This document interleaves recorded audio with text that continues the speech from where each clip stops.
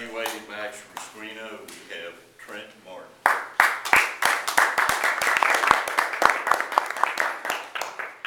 Thank you, Dan. Fellow Toastmasters. When I found out who I was evaluating, I was a little bit nervous because, Max, you're one of the first persons I remember as a Toastmaster. When I went to my first TLI training some years and years ago, there was Max in the back acting as district governor or whatever your position was. You were running the show.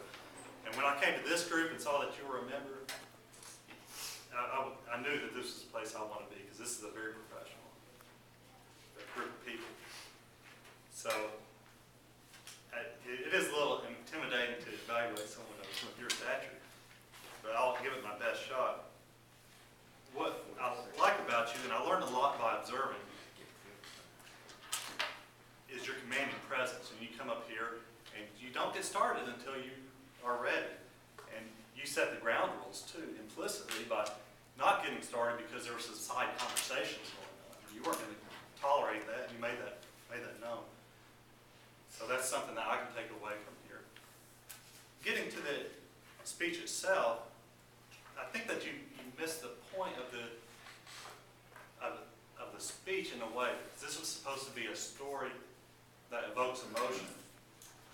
It includes all the elements of a story, including a plot, setting, characters, conflict, and action. But in this speech, there was no concrete characters, other than I guess you and your wife, but that wasn't developed. You didn't develop those characters. It was more of a generalized speech. And so that, I think, could be honed in. And then the only other suggestion I would have to tie this speech together is, and this is the third speech I think I've seen you do, and this seems to be a recurring pattern that I've noticed, is it seems to be a little rambling, in that you started with a description of the cruise, and we thought that's where you're going with the speech. And then you talked about, for over a minute, about the Portuguese occupation of this town in India. And okay, well maybe that's where the story's going to focus.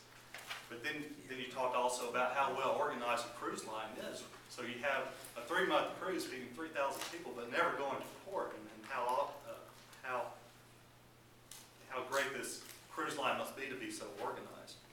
But I did, as always, learn a lot from your speech. The question is, the whole purpose was to evoke emotion. And what emotions did it instill in me was interest and awe, because you had the ability to lean forward and you drop your bottom of your voice like you're sharing a secret with us. And that's a very good technique.